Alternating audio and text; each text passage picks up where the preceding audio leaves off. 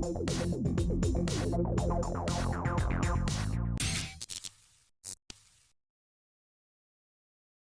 and welcome. This is the MKAU show. This is season 4, episode 2. My name is Fletcher. I'm just going to go around the table and introduce everyone. We've got the boss man Sub-Zero. Howdy. We've got Kurt, who's there from the dawn of MKAU, back on the big screen. Welcome back. Yeah, first time back in a long while, but yeah, good to be back. Last time you were on, we were talking about the Mortal Kombat movie. Jesus, it was too, yeah. Yeah, so it's Holy been a little crap. bit. We've got 2 newcomers to the MKU family. They've been here for a little while, and but we've got MJ. Would you like to say anything about yourself at all? Been That's gaming amazing. Thank you. since... No worries. We'll get into that in a bit because we're about to Yeah, talk about what we're cool. playing, and we've also Way got to embarrass me like that. Whoa, Fletcher. just putting you Put on the spot. Yeah. And then Toxima. Hey. So we've got some great personalities, and they're both streamers. Streamers. Tell us a little bit about yourself, They're both Tox. streamers. So there's a lot of good I'm the content one that does art. across the board, and the one that does art. So you do a lot of work. But what we're going to do is we're going to go around the table, find out what everyone's been playing. So Toxima, would you like to start? Same as usual. Final Fantasy 14 and World of Warcraft. That's good. Keeping the same vein of games. Like the I'm an addict to MMOs, so you give me one and let me sit there for like an hour and I'll be addicted. Yep. Is there one that you lean more towards at the moment, or? A lot more of World of Warcraft at the moment. I'm trying to get back into it a lot more. Final Fantasy 14, I'm taking a small break from just to, settle myself. A bit of burnout. A little bit. Expansion as well. Or, I'm really how long has that expansion been out for? A couple of months now, or? A couple months, and I've not even done it. Fair play. All right, MJ, what have you been playing? I've been playing a lot of Need for Speed. Oh yeah. Yeah, like Which a one? lot of Need for Speed. Most Wanted, the 2012 one. I love Okay. that one. Yeah. I love Most Wanted. Is that the I've been remastered one? the remastered one. I was hanging out to play the one that came out in 2005. The original one, but it's not on EA Play. I can't be bothered working out a PlayStation emulator, so I'm just dealing with the remaster. Yep. And yeah, Fortnite. I'm playing a lot of Fortnite and Apex. So Nice. Many dubs. Fortnite, yes. Apex, no. I'm so bad at Apex. So bad. Like Yep. it's I'm the insane same. coming. It's insane coming from Warzone because I used to smash Warzone heaps. Yeah. And then trying to come over to Apex, and it's just like it's completely different games. I'm just Yeah. like I don't know what I'm doing. The holy So- trinity of battle royales. Exactly. Yeah. Yeah. That's good. Subby, played anything interesting lately? Got a Tiny Tina's Wonderland shirt A on. little right bit of Wonderlands, but not much recently. I've just been playing catch up for the past couple of weeks with a few other things. So, just dabbling into Siege, dabbling into Fortnite, Wonderlands, just a little bit of everything, to be honest. Siege has got a new multiplayer mode, doesn't it? Like a Siege has added TDM, Team Deathmatch, respawning. Yeah. Yep. Right. which is means interesting. I can waste more lives for my team because I'm terrible at it. Yeah, it was a bit of a weird choice for Siege, to be honest. It's okay. I don't like it too much. Something different, at least. If I want to play die spawn games, I'll go play COD. Yep, that's fair play. What about you, Kurt? You played anything interesting, or? I finished. I spent a lot of time on Guardians of the Galaxy and finished that when it came onto Games Pass because I wanted to. That was actually, I don't know, surprisingly good story. I mean, it got rave reviews, but holy crap, it was really good. And finished that, and then got onto a bit of God of War on PC because played it through 5 times on PlayStation. So I got to get started there. But Destiny 2. Heaps of Destiny 2. We were playing a bit of Destiny 2, weren't we, Fletch, as well? Yeah, I've been dabbling into Destiny 2 a bit more. Yeah, recently. I carried Fletcher and his friends through the new raid, and I haven't played it since. Yep. I only just finished Beyond Light. That, and yeah, so I've just bought the Witch Queen expansion, so see how that goes. Oh, welcome. Yeah, like they're both really good expansions. Witch Really Queen's got a good. lot more praise at the moment. Like it's a bit more like the campaign's really, really good. Beyond Light was obviously still Many great as lore well. implications. Very hard so far, but yeah. Can be. So many lore implications with Witch Queen.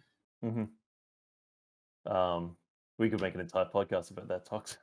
We need to. We need to do at some point. But for myself, I'm coming out of rehab of Elden Ring.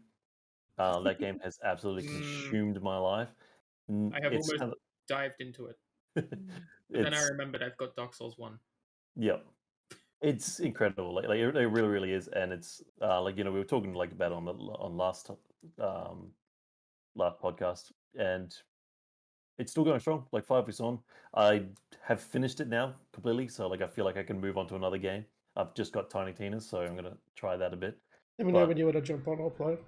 Yeah, I think I'm only level 10 at the moment. Or something like that it doesn't matter. Yeah. So great game. I'm glad that it's released, because it's one of those things where no game felt good. I didn't feel comfortable playing any other game while I was playing Elden Ring, because it just kept going. Oh well, I could go back and just do this one more thing in there. So it was really, really time consuming and soul consuming, but yeah, great game. So the first thing that we want to talk about, speaking of games that are just going to consume us, is the brand new PlayStation Plus subscription service. There's a lot to digest with it, because for about 5 years now there's been Game Pass. I had no idea that Game Pass had been around for that long, and PlayStation realistically hasn't had much of a offering to take it down. They've had the PlayStation Now service, which doesn't work in every single country, and it's only really for PlayStation 3 games. But we've got multiple tiers. MJ, did you want to run through that? MJ was kind enough to send through a little screenshot of some of the different features that we are coming with it. Yeah, so it's a 3-tier system, so it's essential, extra, and premium. Ranging about from between $10 and $18. Probably is that American pricing? Yes, I'd say it'd be American. Yeah. Yeah. So how much is PlayStation Plus at the moment? I think it's 15 Australian, isn't it? 15. It's between 12 and 15 a month. Yeah, right. Yeah, so depending on the tier, you get PS1, PS2, PSP, PS3, and PS4. Different games with game trials, exclusive discounts, and cloud saves.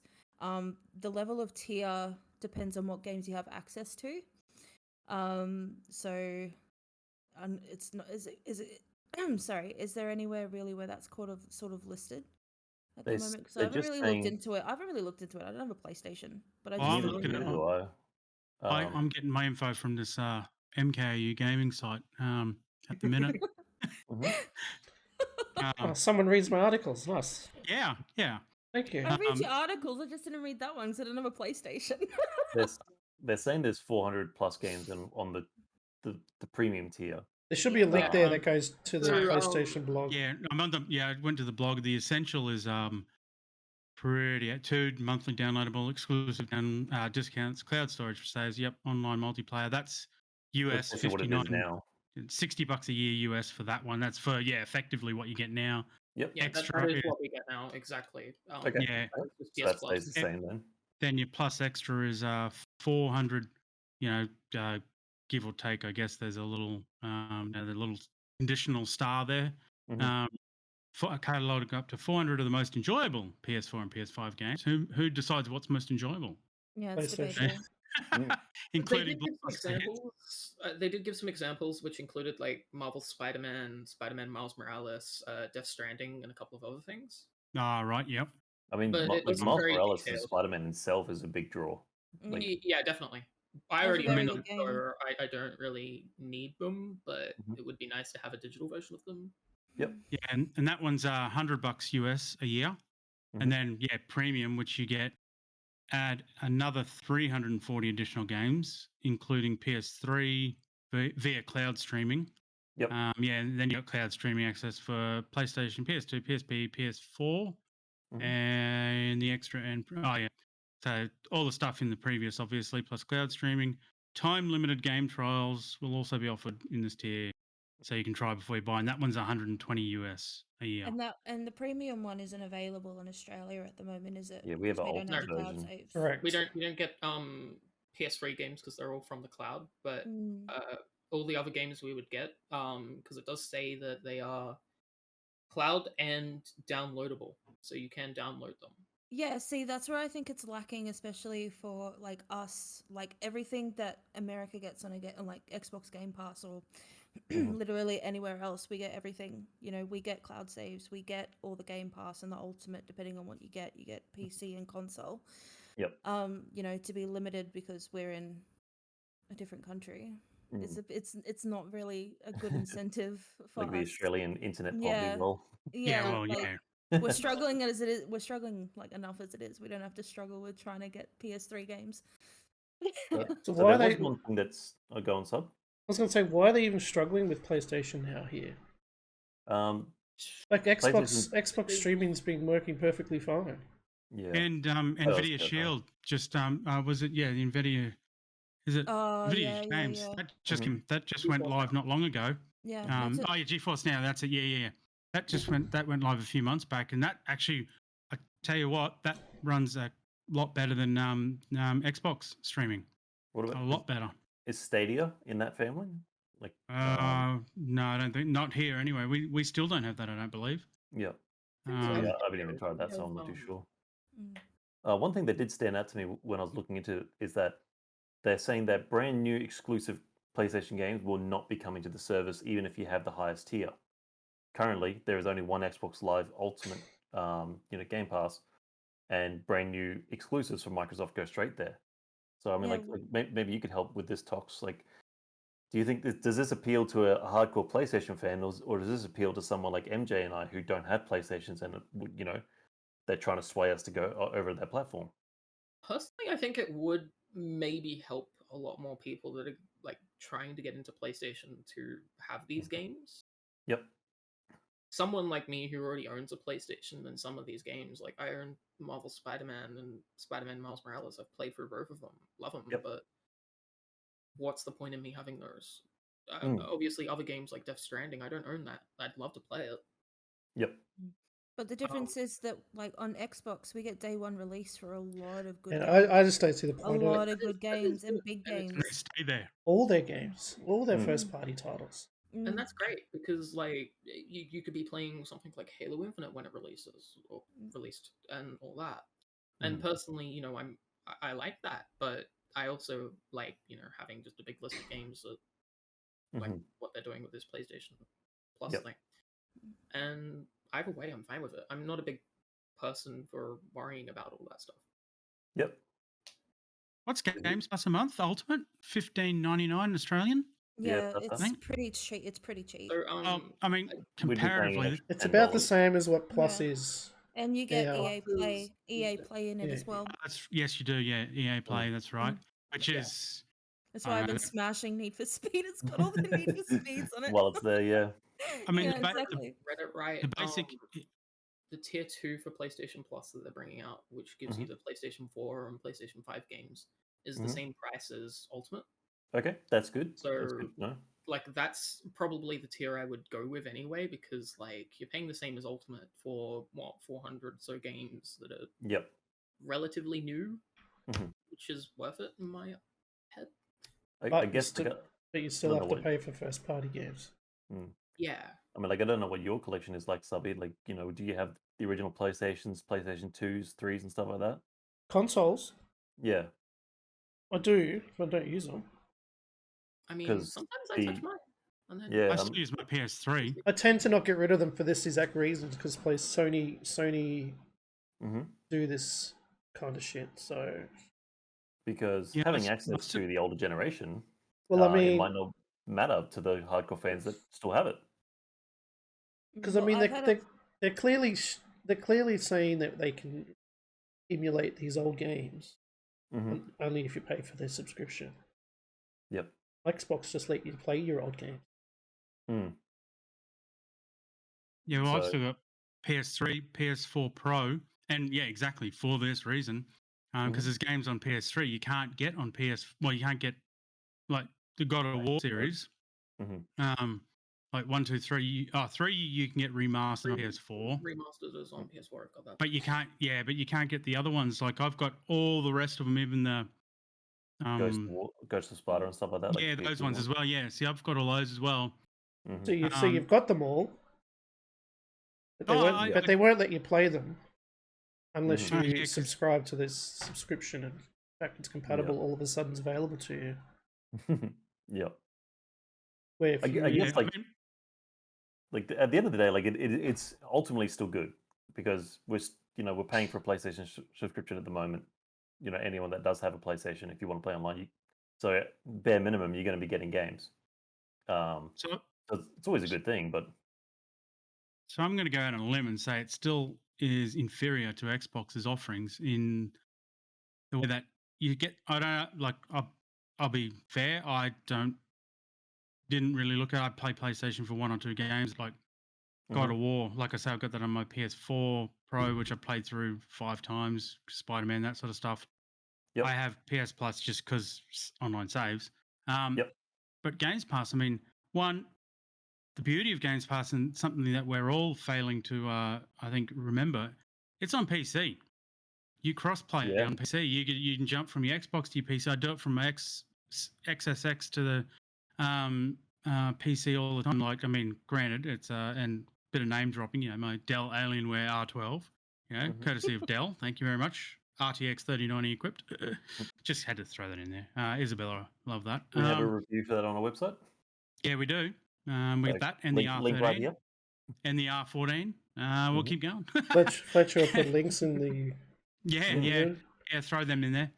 Thanks, Fletch. But yeah, so you can jump across and you've got your perks, like you got your Xbox perks where they throw add-ons to different games. Even your Discord Nitros, you get 3 months that Paramount Plus, Disney Plus, all that, and on top of that you've got not that it's part of it, but Microsoft Rewards for all those that don't use it. Like the amount of free monthly Xbox Games Pass Ultimate I have gotten through those rewards, and much to my like my day job's IT for all those that don't know, and I get given a whole lot of crap for using Bing for my search engine, but why not? I get all the points.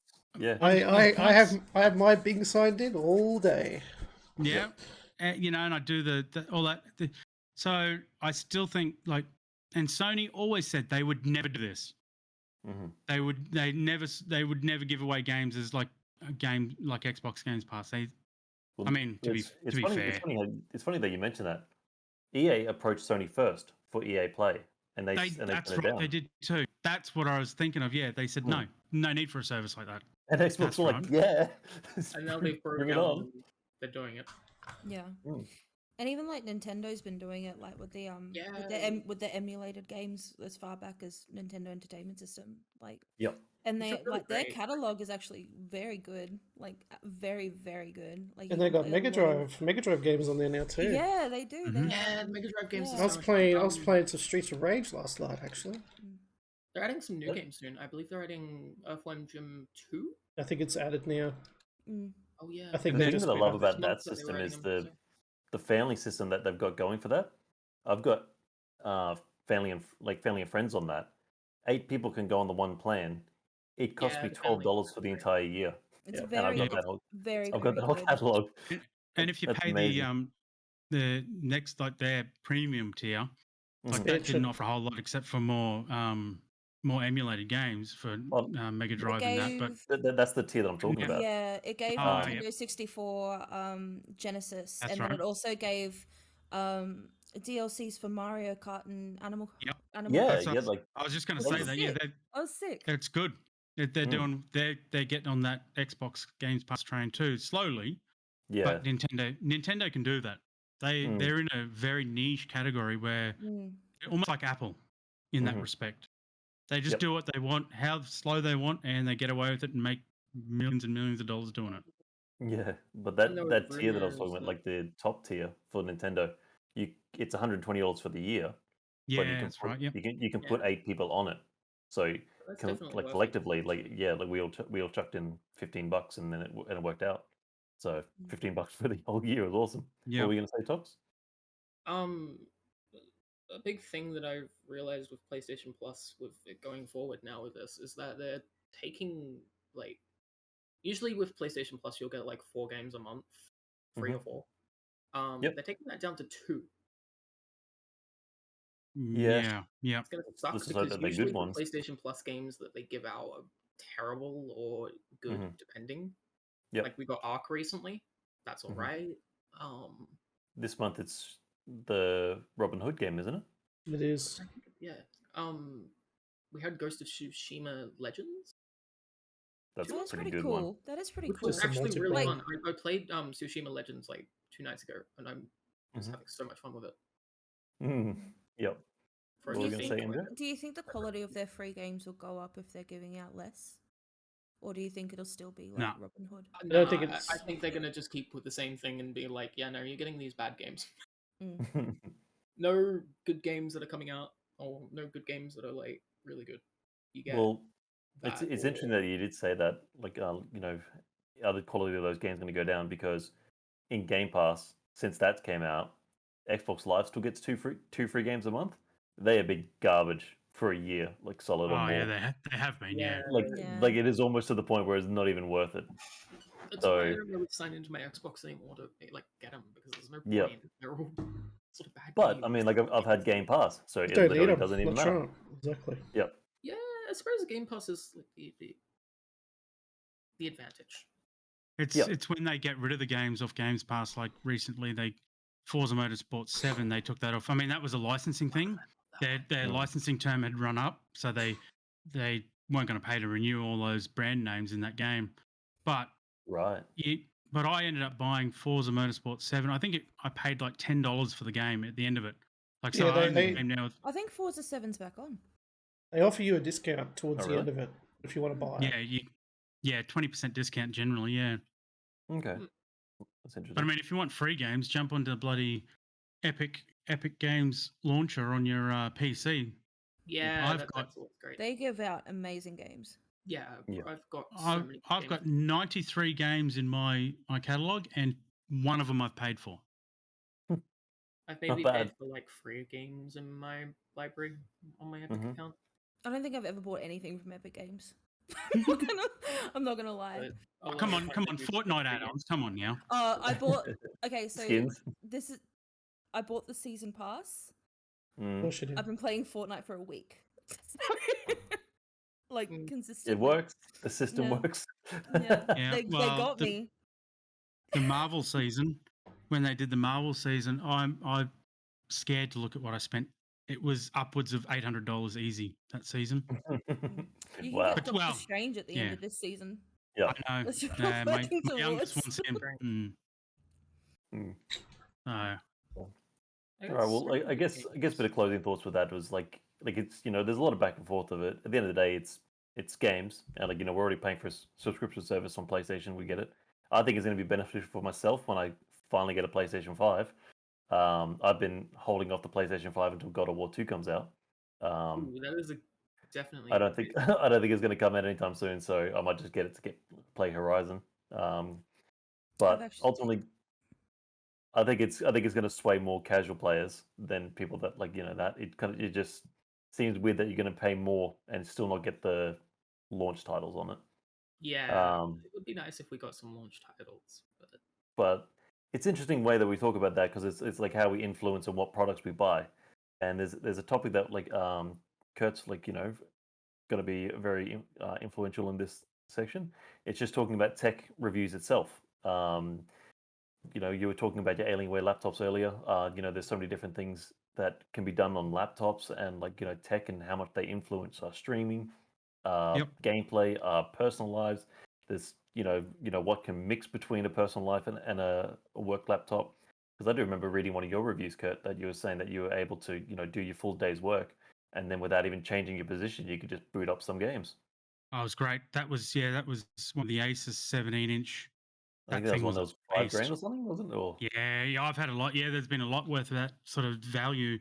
And yeah, I mean, I guess segueing into that, I mean, I could go on. I could make a podcast for 2 seasons of bloody tech talk alone. I reckon with what I've learned over the time of doing these reviews. But the biggest thing that I've noticed come into laptops in particular, and that's even with the gaming ones.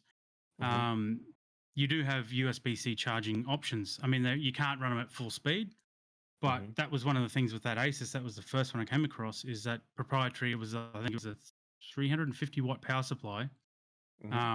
Had a good 6-cell battery on it, I think.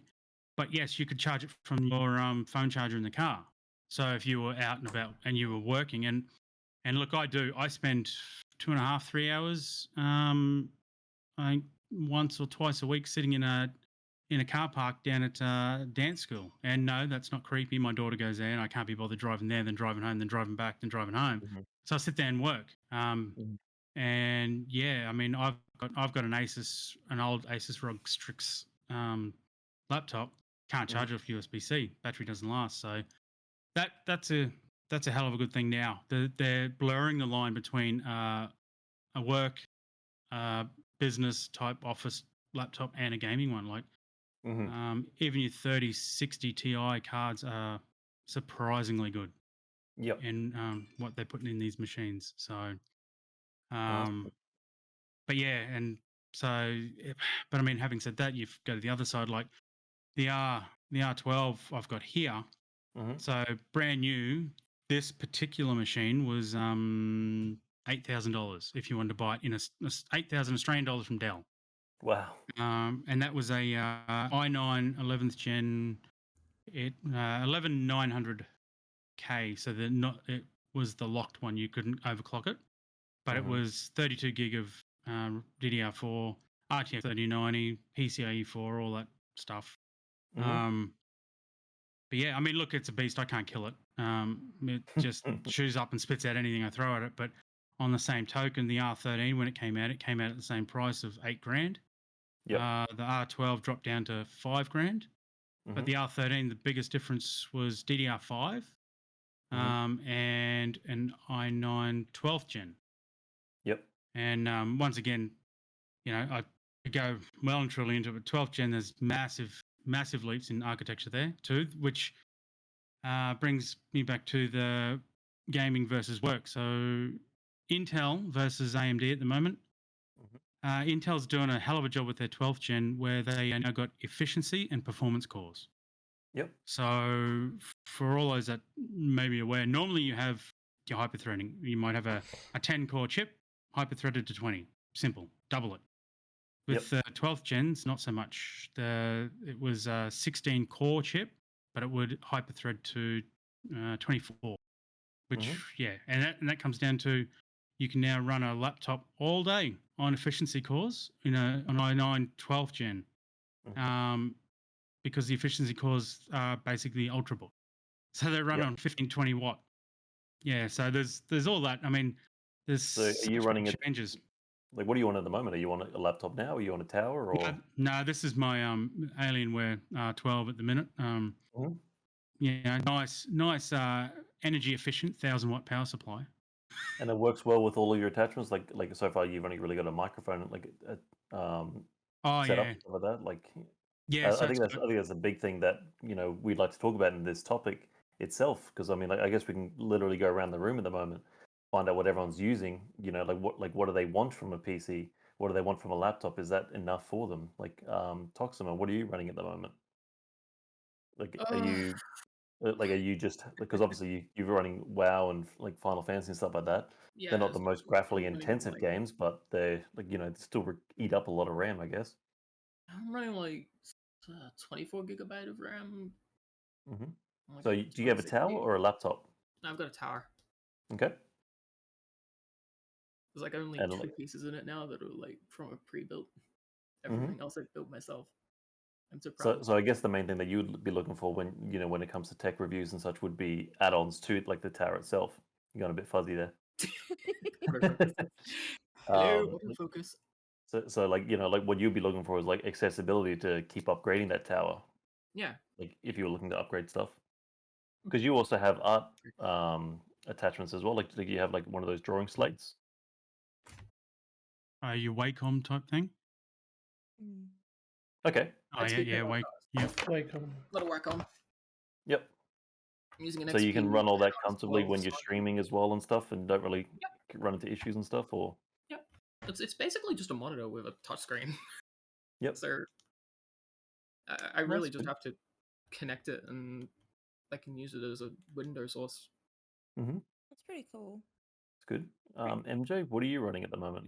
Are you on laptop? Are you on tower? No, Or I have a custom tower, so I've got Mhm. a Ryzen 7 3700X, 32 gig of DDR4 Corsair Vengeance RAM, and I've got a 2080 gigabyte. Oh, sorry, Nice. MSI graphics Mhm. card. And like obviously you'd slowly upgraded it, or you just went Yeah, straight so in. I started from I had my first build was about $800, and I had a Ryzen 3 with a 570X AMD card. Mhm. Like thing That's still a good card too. They still sell for it $400 did, second yeah. hand. Look, it did well. It did me well. And then when I started looking into streaming, that's when I started to upgrade. So I upgraded my CPU and my RAM first, and then I got the new graphics card. So No, that's good. So, do you predominantly play Xbox and then or PC? I predominantly am PC. So you don't have to worry about like all the extra attachments and stuff like that then. No, not really. But how I play Xbox is I actually use the Xbox streaming to my PC, so I don't have Okay. to like unplug HDMI cables all the time. Yep. And yeah, it's worked Mhm. fine for me. That's good because Yeah. I know like It's Subby, cool like with your people. primary gaming station is your Xbox, but obviously you still have a PC set up to do it all. Like, Yeah, I've got a Pentium 4. No, I don't. My machine's Celeron, mate. my Celeron Pentium 3. My PC hasn't been upgraded for like 6 or 7 years. So yep. Would be. It'd be. I don't. It'd be I 7, just. I reckon. It's an what is it? i7 8700. Mm-hmm. It's old. I don't need to upgrade mine. I've still got like a 1070 Ti in it. Yep. Because I mean, But you don't at the game on moment, PC. I don't even when I have gamed, I can still max everything out and everything's fine. So I just don't need it. yep. Yeah, I think like with how parts are going, like you don't need to upgrade every 2-3 years anymore like you used to. You can't Mhm. afford to. Look at the GPU Yeah, prices. well, yeah, you can't Yeah, afford to, GPU but prices are And nuts. even if you like can afford it, you can't find it. but Well, like I they've think just announced 3090. Yeah, 3090 Ti, haven't they? I yes. think so. There's still times where I've had to stream a PC game, play it and stream it, and I've still been able to do that. I just don't need to upgrade it. What were we saying, MJ? Yeah, I was just saying I don't know, parts just hold up a lot better than they used to. Like with the quality of games and things, that was the main reason why you'd upgrade, because they were constantly getting better, and you know they were more like intensive resource wise. Yep. But now just what we've got now is just, it's cutting it. You don't need to upgrade every 3 years like you used to. Yep. And look, on that too, like, I mean, look, well, let's take Lance's machine for a prime example. Like NVIDIA's had DLSS forever. Now they've got DLAA, so the learning anti-aliasing as well. So, but the big player now that's coming in, and this is a big shout out to AMD, because they look after us as well. But more importantly, it is relevant. Is your FSR, like your Fidelity DLSS equivalent, I guess. But yeah, the FSR 2.0 now. That's not just AMD, or that's not just NVIDIA. It supports all cards back to the 1000 series NVIDIAs and down to don't quote me on it, but I'm pretty sure like your 500s, even your 460 AMDs, those sorts of things. And all that is it's an open source version, I guess, of DLSS. So because we can't afford to buy GPUs, especially here in Australia, and you're paying $4,000 for a 3090, dead set, that's ridiculous. But FSR, it does that. It renders at a lower, you render at a lower resolution than it upscales. So you can get away with the less powerful machine now and still play at high quality graphics. Yep. So granted, I can Doom Eternal, I can run on this Alienware now. I can run that max settings, no DLSS, 4K at 200 frames. So that's it's. I mean, but that being said, it's you got to have money these days. Nobody's got the money to spend on that sort of stuff. Because it's really interesting. Except for Kurt. Oh, keep going. Sorry. yeah. I take it out the MKAU account. Yeah. I knew it. I knew the money was going somewhere. But I mean, on that, like, okay, the thing that was that got me thinking about all this tech, the reviews and what people look for, and hardware in particular, because it doesn't affect games the same way. Is so I had a massive long chat with our Dell PR rep a few weeks back now. Just about reviews and that. It was off the record. It was just more of a, as we do, because been dealing with Dell now for quite some time, so you become friends type thing. Yep.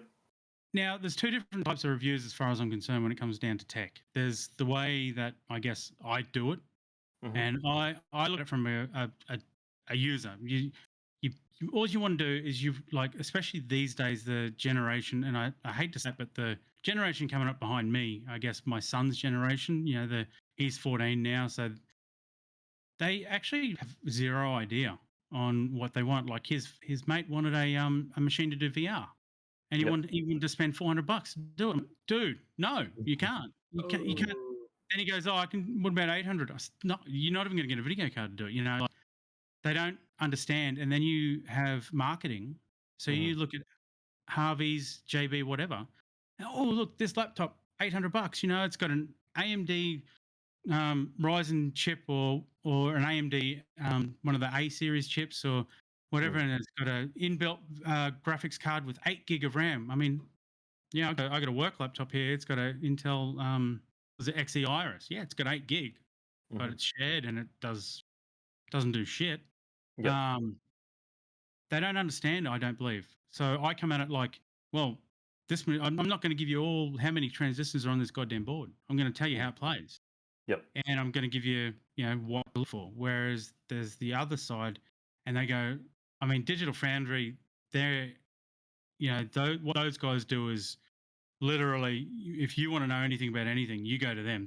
They rip it down and tear it apart and give you every bit of information you possibly could want out of any bit of tech, and they do a fantastic job at that.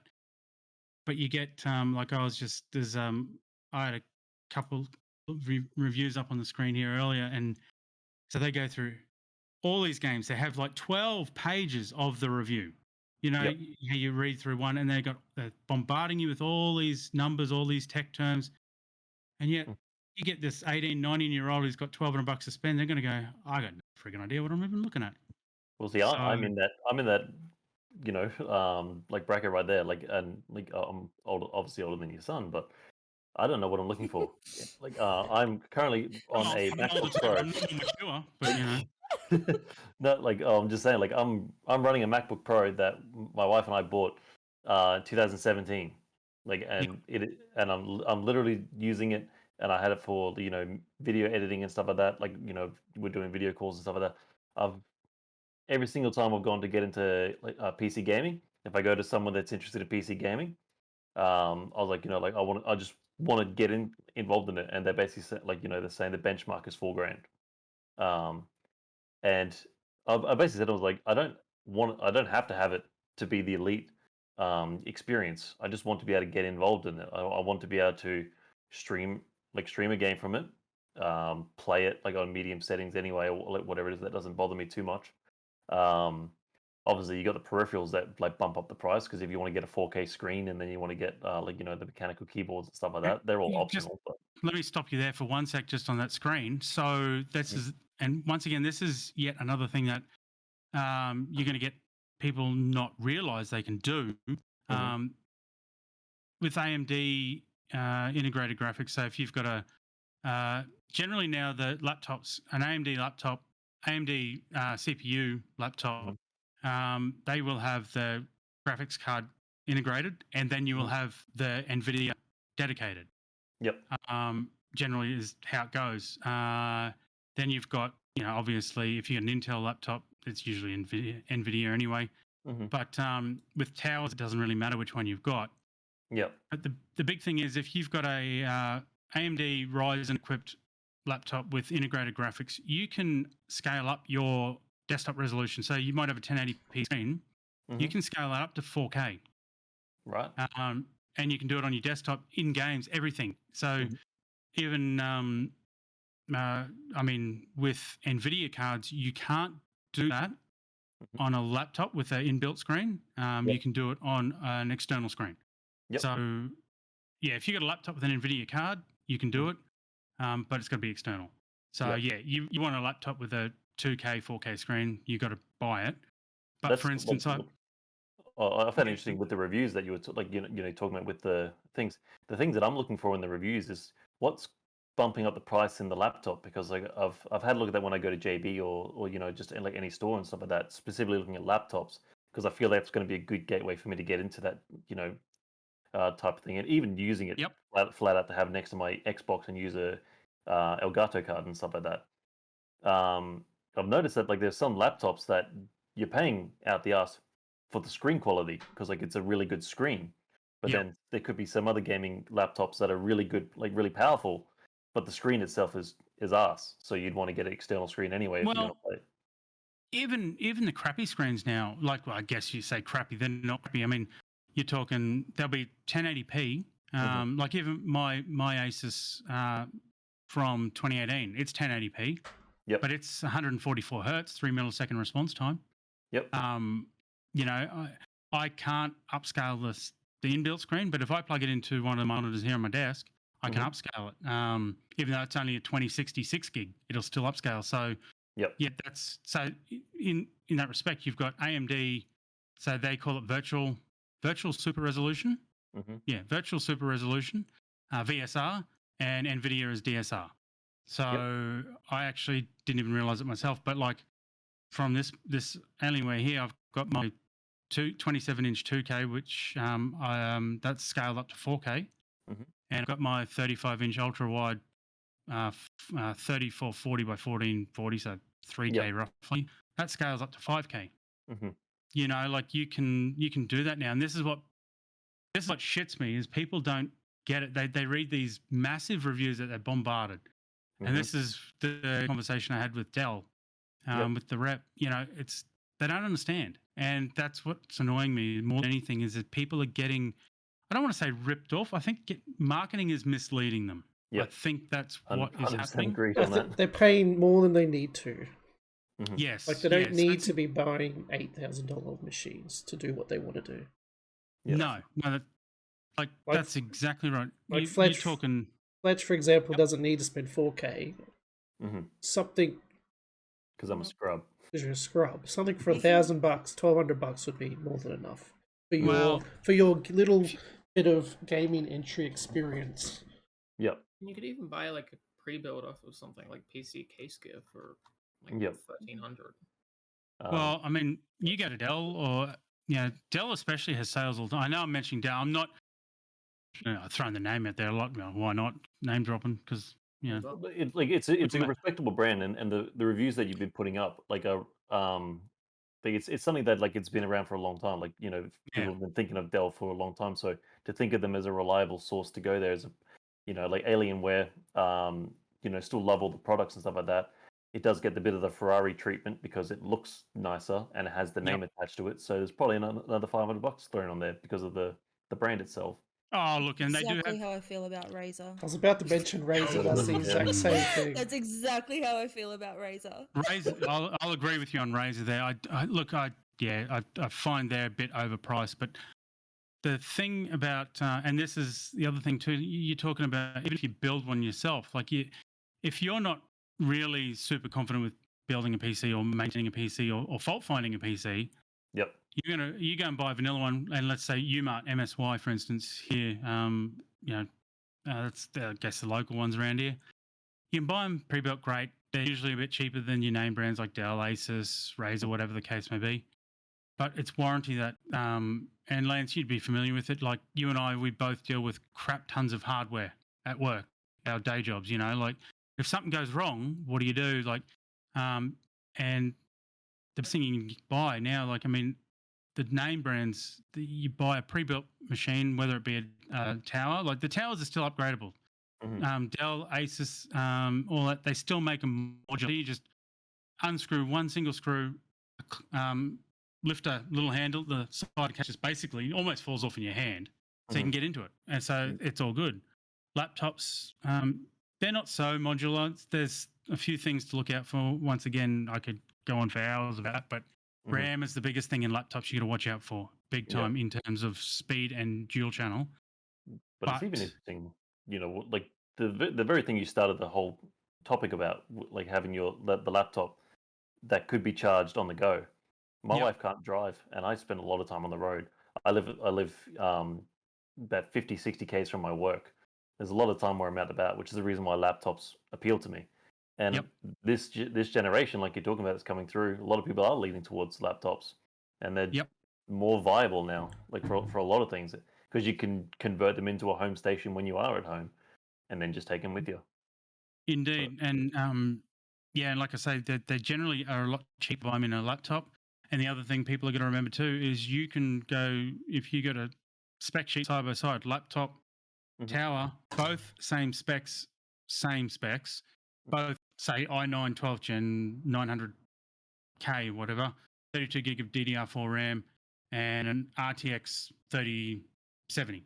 Let's just say they're both that, and they look identical to, I guess, people who don't know, but they're not going to perform the same. A laptop's got less room to get rid of that heat. It's going to heat up. They can't run as fast. Yeah. What are you laughing at, Lance? Mr. Blurry Man down there. Toxic waving everyone. Waving. I think it's because he's sitting. He's sitting so low in. I think it's because he's sitting low in frame. It's not really picking up his head. Face. Oh, you think this is low? I'm literally sitting on my knees. I think it's because you're just. I'm now sitting down properly. Oh wow! You might need to adjust your webcam height then. At least when you move your head, right now I'm on my knees. Yeah, good. It's much better. It won't go blurry now. That's what she said. It's great insight though. But yeah, I'll just finish off what I was just saying there about the laptop versus tower. The biggest thing that people don't realize is power.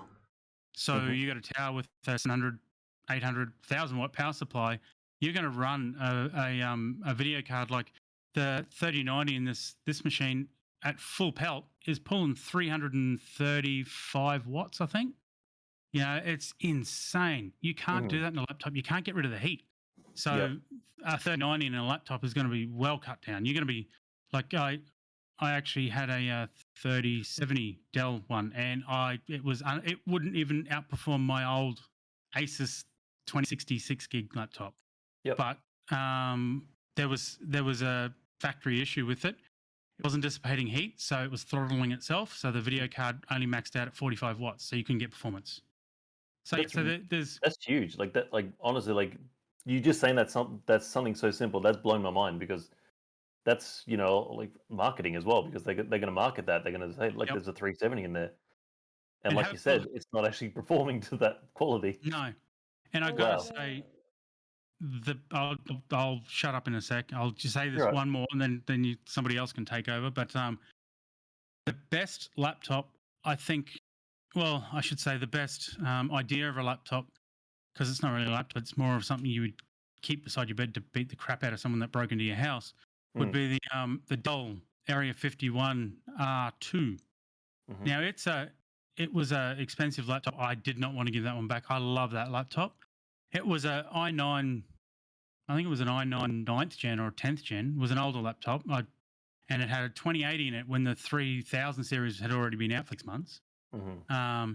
But it had 2 brick power supplies equaling 550 watts, so you had to have both power supplies to run it at full speed. But the laptop, rather than being like, for instance, this, unplug, this little thin Lenovo. So you got that, but the Dell one would have been 3 times as thick, at least. It was massive because it could dissipate the heat, and it ran proper desktop power, speeds. It was fantastic. You couldn't run it on a battery; it'd last 5 minutes. It was insane the amount of power, because it was effectively a portable tower. That's what it was. So there's all those little things, and that's what I want to get out there with my reviews.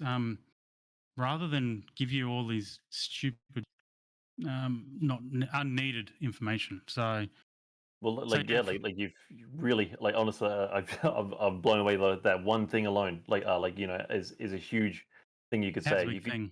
Because you could, all the reviews would go through and say it's got this in it, but the fact that you've explained how it runs, like how that one little piece thing, that's changed my mindset completely. So Yeah, that's really it's something to consider when buying a gaming laptop for sure. It's not oranges versus oranges. It's so. Yep. Yeah, no, that's awesome. And for all those, I'm offering consulting services, $100 an hour if you want to. No, I just want to get the word out there. I just want people to understand it so they know what they're spending their money on. Money's so hard to come by for 99% of us out here. Top 1%, not so much, but yeah. A lot of entry level PC players always skimp on the power supplies. Yep. And then they're wondering why they're not, getting the frames they want, or because they bought a 3080 Ti, but they've only got a 600-watt power supply. Like it just like things like that. And they don't realize it's bronze, silver, platinum, it's bronze. gold. Yeah, like they all make a difference. It's a $150 power supply. And all those pre-builts people are buying have got the bare minimum power supplies on them. Well, not on this one's. This one's 1,000-watt platinum, I think. Yeah, it could have a drop it off and let me check it myself, Kurt. It could have like it could have like a killer CPU and the latest graphics card and 64 gigs of RAM, but that power supply is shit, son. And yet they buy their blue screen. And then they're wondering why they're getting kicked out all the time. Yep. Or they could have the wrong pin connector in your motherboard for your power supply. Oh. Because you realize your power supply is the wrong pin type for the motherboard, and you bought the power supply before the motherboard. You're just like, damn it. PC gaming sound like just PCs are such a scary thing for me. So thanks for bearing with me, everyone. That's why I got out of it. Originally, consoles was cheaper and easier. Yep. They still are. But yeah, speaking of PCs and like how everything runs, Witcher series has announced that they're going to be continuing the Witcher series. Like, well, there's going to be a new entry. I still don't know. Toxim is going to be like a really big help here, whether it's going to be a sequel, like a spin-off, or what. But the Witcher 3 director used to say that he'd play the Witcher 3 on a potato PC rather than a console. Because that's how it's supposed to be played, type thing. So it's interesting to have everyone's thoughts on like the Witcher 3 and PC gaming in general. But do we think that the Witcher moving on from the Red Engine, their baby, the one that they stuck with for the longest time, that clearly had issues when the Cyberpunk launched, is a good idea? Like, is that going to make the next Witcher, bring the CD Projekt Red back into the limelight again? I don't think it matters what engine they build it on. At the end of the day, it was a PR nightmare what they did with Cyberpunk. Yeah, it's a good take. And they'll need to really do something special with the new Witcher if they want to get back into a lot of people's good graces. Do you think doing a Henry Cavill Witcher would sell more copies? That's the dream. That's the dream. But no, they need to release something. They need to release something very, very good day one to redeem themselves. Absolutely. All they need to do is release it when it's ready. That's also a really good take. This is so true. Literally, who cares what it's in? When it's ready, release it. I think the engine will probably help them because they're not going to be running on their own engine. They're going to be running on something that's more stable. Yeah, I can't. Because it's confirmed Unreal 5, is it? Yep. I have no idea. Do you think? So obviously they're changing engines. Do you think they're going to change protagonists? Like there was talk of that the reveal picture was a lynx amulet as opposed to a wolf. Actually confirmed to be a lynx. So it is confirmed? Yes. So I think it's going to be a new school that's not really part of the lore. Is that correct? Is it after or before the last game? Not sure. There is some stuff about the School of the Lynx, which is one of the Witcher schools, but it's not an official like school. There's a lot of fan fiction to it Right. that has developed it, but Yeah. it's based off of a school that has since been like deprecated, which was the School of the Cat, or something like that. Which is this school that like focused a lot on like women witchers and stuff. Yep. And then the School of the Lynx is meant to be like a resurrected version of that. If that's going to happen with this one, I don't know, but it would definitely be interesting to see. And maybe that might point us to having a female lead. Do you think it's worth like bringing back Ciri to be that lead, or do you think it's worth just starting again, like stay in the Witcher universe, and then just like here's someone new? It would definitely be interesting to see Ciri, but like a new character might be interesting, as it would be an entirely new saga, something that's not in the books, not in the games. So far, it's completely new. Yep. I guess this could be open. This could be open like question for everyone at the moment. Like, has everyone played The Witcher 3 or? Yep, I have. Yep. Like, do you think The Witcher 3 inherently was successful because of Geralt? Like, obviously they're following on from the storybooks, like the lore that was placed down beforehand.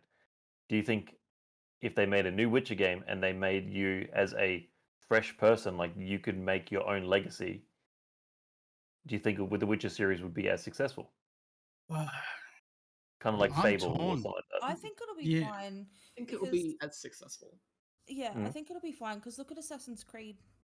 Like they changed protagonists after Ezio, and that doesn't mean it was a good decision. No, it definitely doesn't mean it was a good decision. Like there was a rough patch there, but like Valhalla is amazing, Odyssey is amazing, and they're huge games. Yep. And like I did like Valhalla. Yeah. Yeah, I think it just depends on how they play it. Yep. Would you want to make your own Witcher? Like, would you want to be like start from scratch? Like, you put your own name in there, type thing, and yeah, absolutely. Yeah. Oh my god, that would be amazing. Yeah, that's more or less the question I wanted to ask was like, do we need a named character that the story's already focused on, or would it work as being an RPG that where you make your own character and then you're in the Witcher universe? You can still give it a named character, but you just create it yourself though. Like a Cyberpunk, it's still a named character, but you're creating the character though. Just don't do Cyberpunk. I'm torn personally because I do like a good. See, The Witcher, you like Guardians of the Galaxy, God of War, those sorts of things. The character, the named character, makes the story. If following a story, and Geralt, I mean, granted, Geralt was a really good character, I think, but I'm also a person that loves the familiar. Like I'm not a fan of those changes when they, TV shows when they change the main character too, from season to season, or they try and do a reboot or something like that. I'm not a fan of that. Yep. But that's just personal. I mean, you're gonna have, they're not gonna. You can't please everyone. It's impossible. Yep. I mean, they didn't please anyone with Cyberpunk, but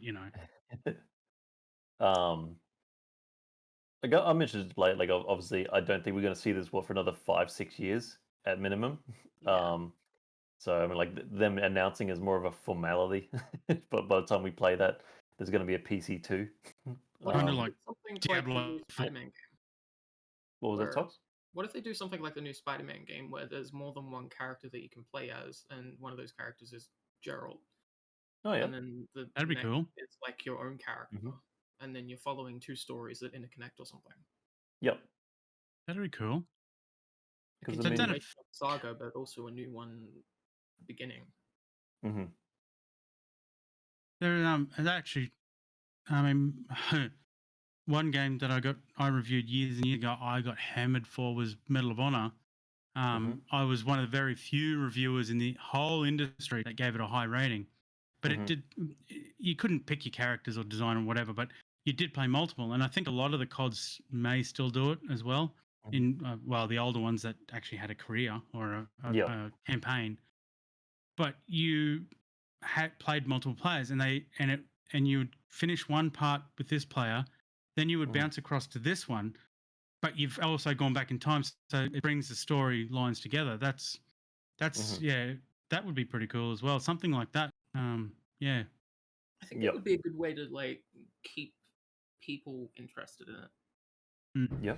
Because definitely. If they're getting rid of Geralt, a lot of people are just going to be like, well, this isn't the games like that I've played over the years. This isn't the series that I've watched on Netflix.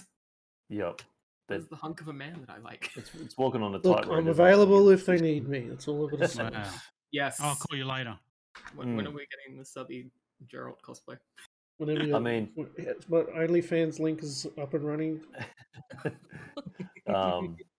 like, I mean, I'm using a game that doesn't even relate to Witcher 3, but Grand Theft Auto 5 pretty much was a defining game of the generation. Had 3 main characters in a campaign, and pretty much had 3 whole campaigns that like you were going through.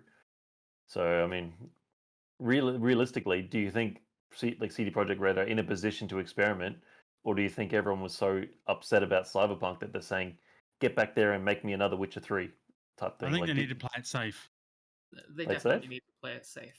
It would be interesting to see them do something where there might be character switching. Like, I'm weirdly thinking of Kingdom Hearts 3 right now, where you can switch characters at a certain point. The thing is, though, is that with the Witcher fan base, they have to be really careful not to piss them off.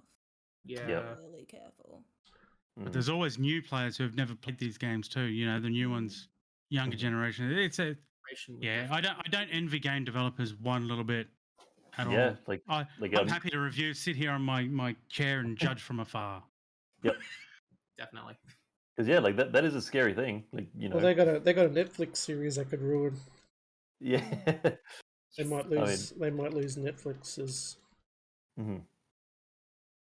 Partnership. What do you think? Do you think they should bring in Henry Cavill to voice Geralt, to like replace the voice actor? I mean, like they replaced Kratos, like when they rebooted that. But he was awesome. Yeah. I mean, I'm a big Stargate fan, so to bring in Teal'c, Christopher Judge, Teal'c from that was that. But don't get me started on God of War. That's just the Netflix Witcher DLC that's supposed to be coming out for Witcher 3. Like just includes Geralt's voice being replaced by Henry Cavill. Boy, such a nerd. Go back to your desk. Yeah, as I said, like we can speculate for another 5 years. We probably wouldn't even see a trailer for another 5 years. But in 5 years, we're going to get a trailer of officially in production type thing. At this stage, it's just like they've written it on the board, like they've written Witcher 4, and me like, anyone? It doesn't even. Everyone's like, yeah, let's do it. It doesn't even. It doesn't even have a name, does it? No, Witcher 4. That's what we're trying to. That's what we're trying to figure out. Is it a sequel? Is it a spin-off? Is it a prequel? Is it? I mean, yeah, I don't know. I'd say it's probably going to be like a sequel. Yep. It's probably going to be one of those where it's just called The Witcher, like like the God of War. And, and start again. My camera does not like me. No, like it's always interesting talking about The Witcher because I mean, like that game's been untouchable. Like for the it came out 2015 or something like that. For the last 6 years, something like everyone was praising that as like the greatest fantasy game. Like some people say the greatest game of all time type thing. I have never personally got past the Gwent minigame in that. When I play Witcher, every time I restart Witcher, I just start going around collecting Gwent cards again. Oh, good. I've never finished The Witcher. It do be like that. But yes, I mean, It's who knows? There's still support for The Witcher 3. Like they're bringing out this HD retextured stuff for it. Yep. And they're bringing out this Netflix like add-on to add stuff. Fox, you definitely need better lighting. I think that's what's happening. I am trying, but like she's trying so hard up here, and then like 2 terrible lights behind me. Ring lights from Kmart, $15, friend. Just a cheap LED strip. Yeah. Oh, I do. I have 2 behind me. They're not working. So that doesn't help. Keeping it going because obviously we're probably running about an hour at the moment. Talking about Fortnite and then no build mode. Got a couple Fortnite sweats in the chat at the moment. Can somebody please explain to me what the fuck is a sweat? That's your language. I don't want to beep out so many swear words. Pretty much. A try hard. Logan, a try hard. Okay, because my 8-year-old, he keeps going on about it. He won't tell me what a sweat is. I'm like, Sweats dude, what are is a like- sweat? Well, Sweats look. are really really good, really aggressive players.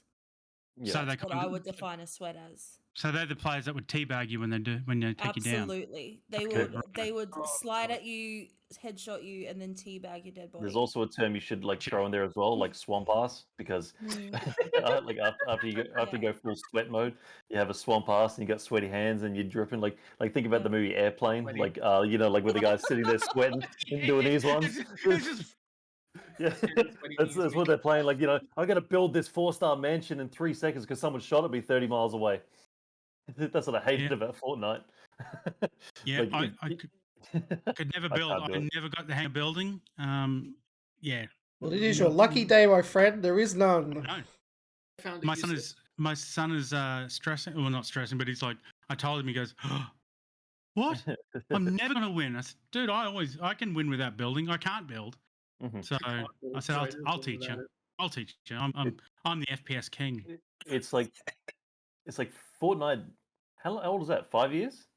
2017 or something? Or yeah, it's realistically not old, but I mean, it honestly feels like we're thrown back to the golden days where nobody knew how to build and everyone forgot that was a feature of the game, and the battle royale was accessible. Call of Duty on Xbox 360, few controllers went through the wall there, but yeah. Oh, so, I mean, days of throwing an Xbox 360 I'm having controller. flashbacks of No. War. Oh yeah. War and Black Ops 1. Yeah. Zombies. Any flashbacks I'm getting is Kurt throwing his controllers at the wall. I remember them vividly. I was So good. good. A lot.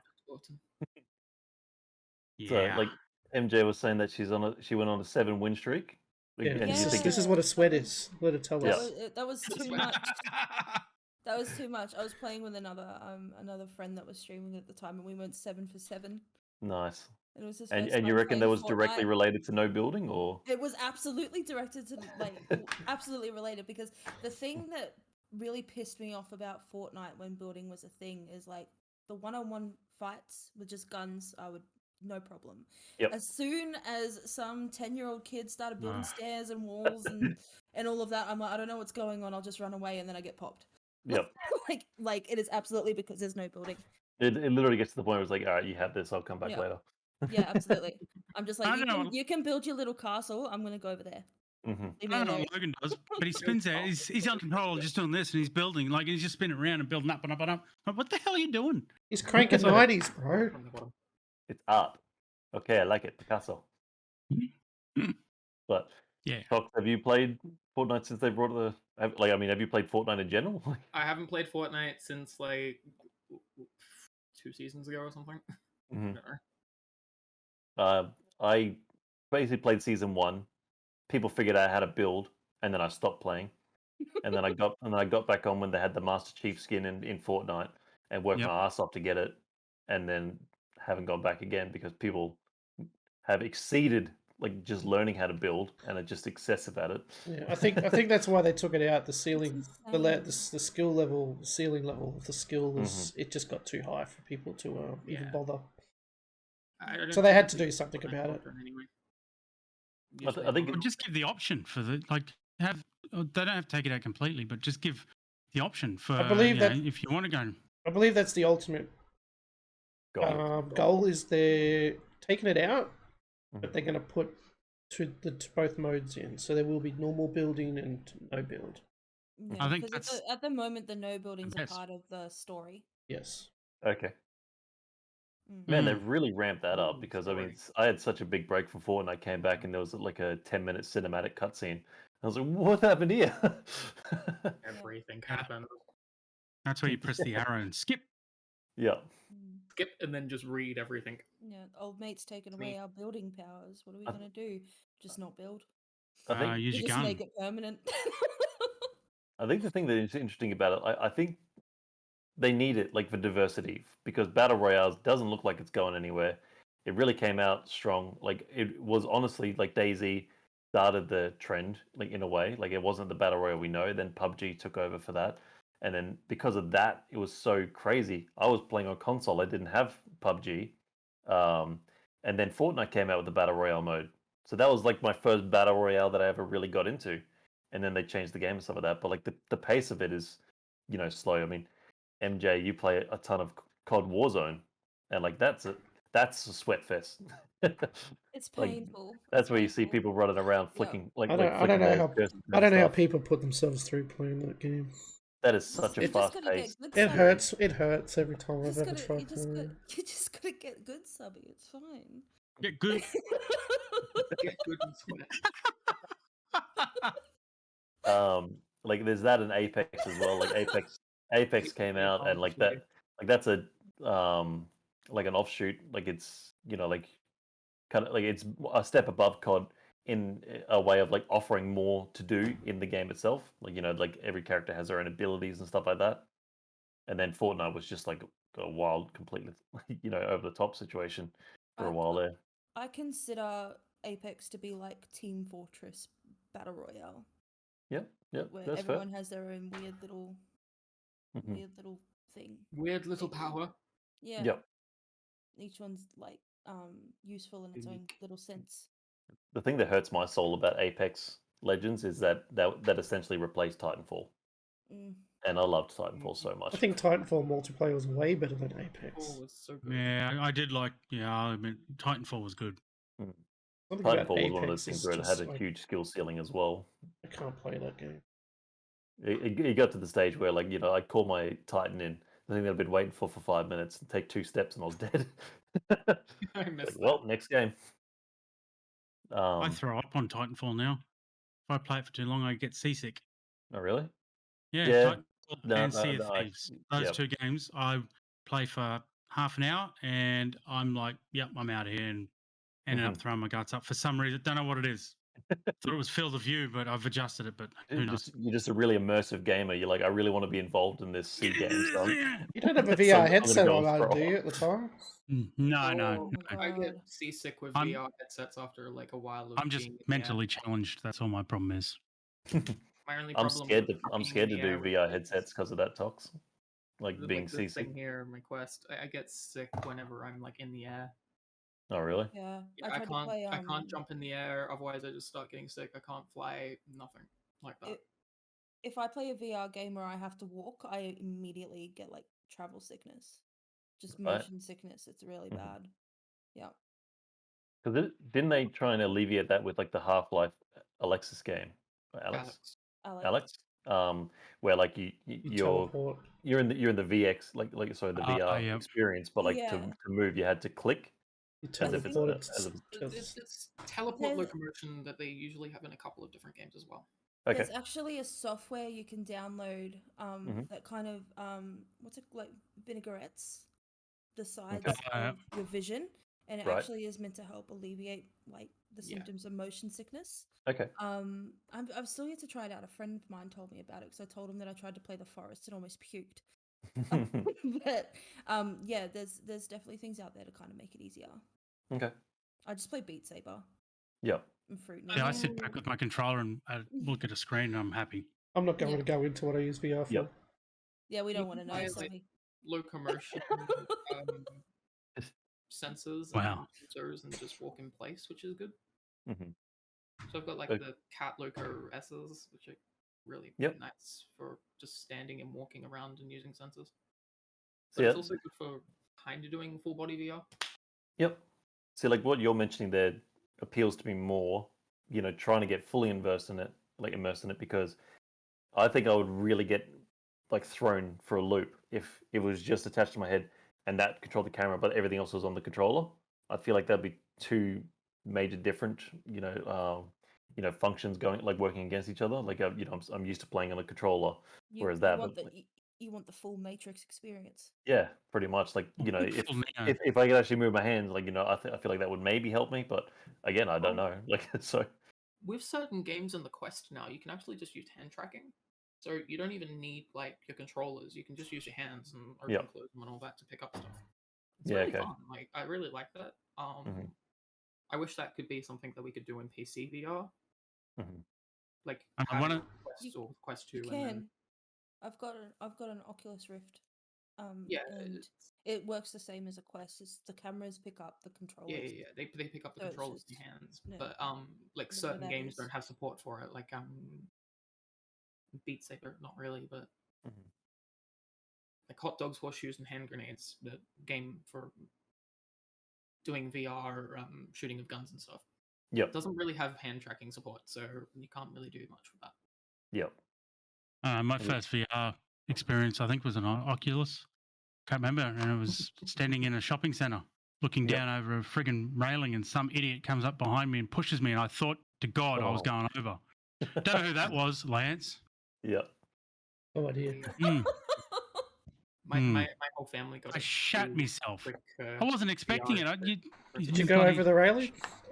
No, I didn't go over the railing, but I thought I was going to. The thought that counts. It is the thought, yeah. That was my first decent VR experience, and that wasn't even much. Yeah. So I've been anxiety ever since, you know. It's Lance's fault. Couple of Christmases ago, we took my uncle bring his Quest over, and we got like a lot of the family into Richie's plank experience. Yeah. I've heard of that one. Like the plank. Oh god, that is scary. It's scary. Is that the one where like there's a lot of YouTube videos of it where people dive at their TVs when they try and jump off the plank or something? Yeah, that happens.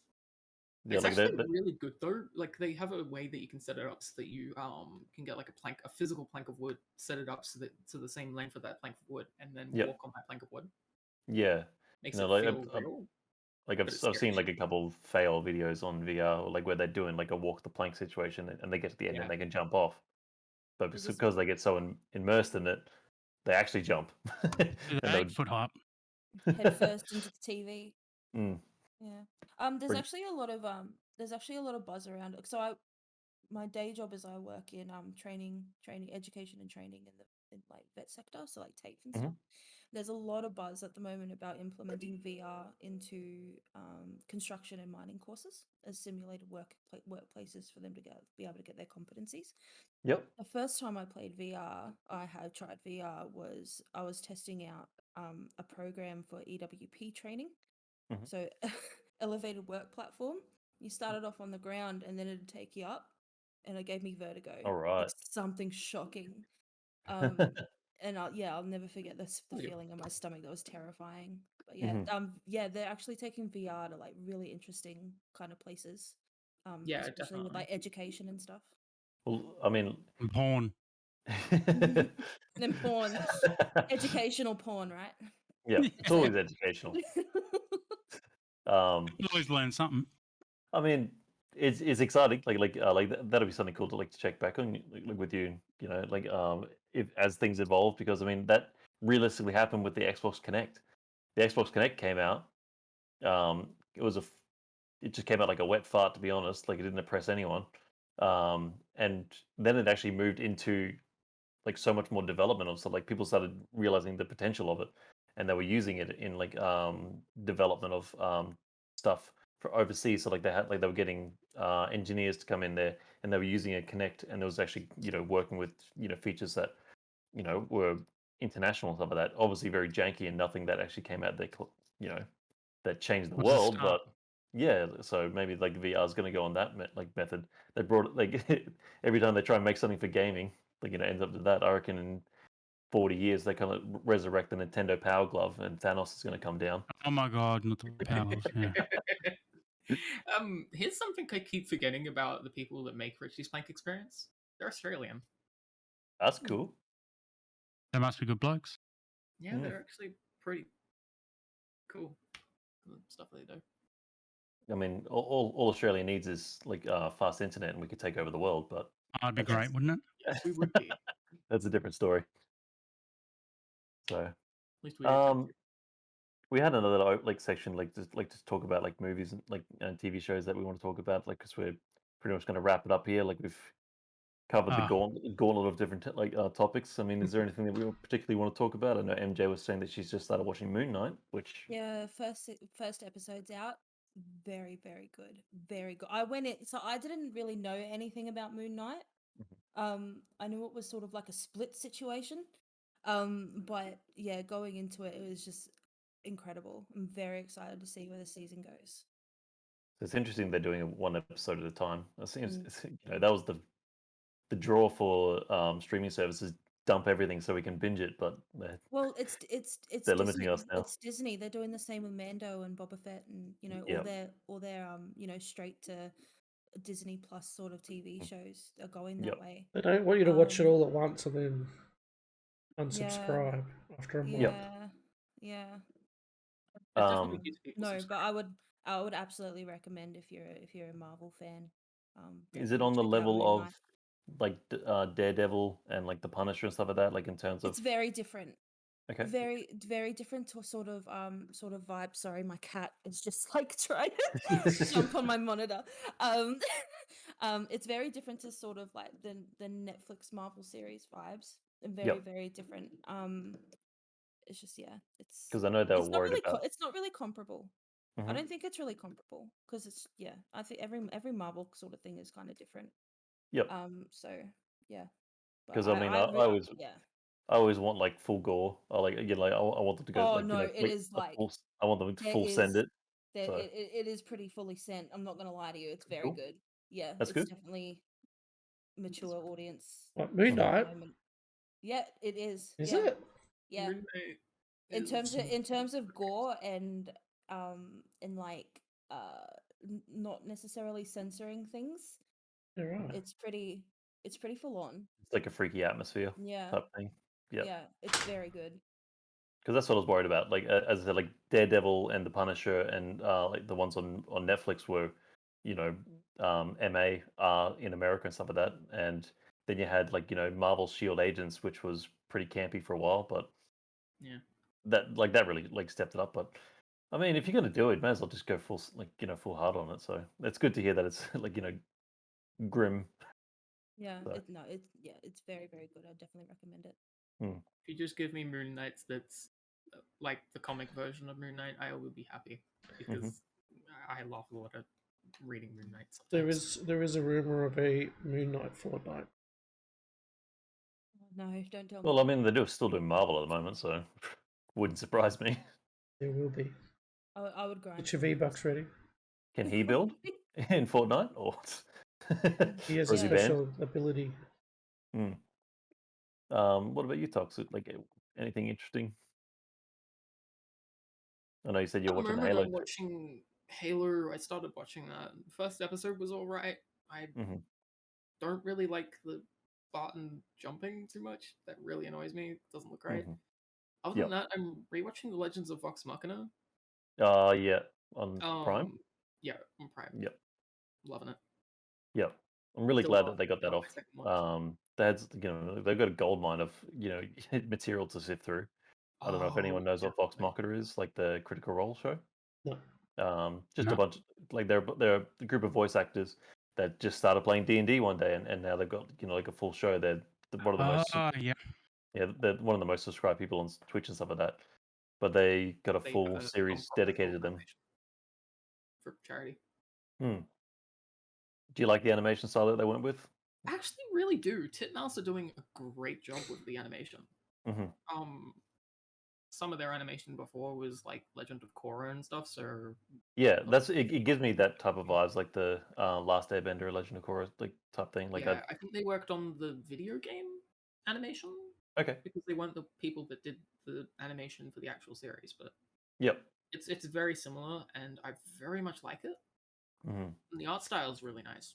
Because I thought they were going to go down, like, I don't know if anyone's seen Castlevania on Netflix. That would have been lovely. Yeah, like I thought they were going to go that art style, which is a bit more gritty, grizzled, I guess. Like, I really like the animation for Castlevania. Yep. It was different. It's good. I think that suited it quite well. Legends of Vox Machina are definitely really good for me. I really like how they're played out. Yep. Especially from someone who's like listened to the entire of campaign 1 of Critical Role, getting like proper visualization on what it feels like. And seems, it feels a lot better. Yeah, it's good that they managed to like carry over the voice actors because it's or like the memories are there, so that's really good. And then you get people like David Tennant playing Krieg. Yeah. Oh, I love it.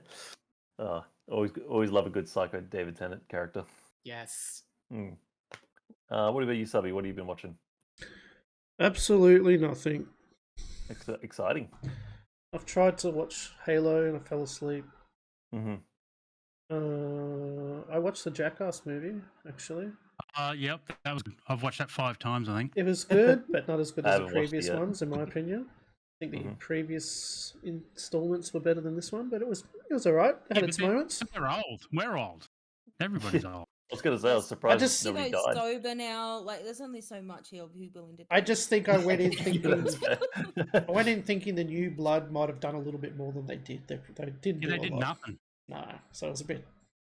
Not sure about the pogo stick incident though, Lance. I don't want to watch that any more than once. Anyone That was painful to watch. It was, yes. There's a few things. Because it's only a new movie, so I don't want to give it away. But yeah, there was a few things I felt through the screen, Mm-hmm. and I don't want to ever watch it again. So, yep. So everyone, be honest. Has anyone had a Jackass experience because they saw it on the screen and tried to do something stupid? I'm pretty dumb, but not that dumb. No,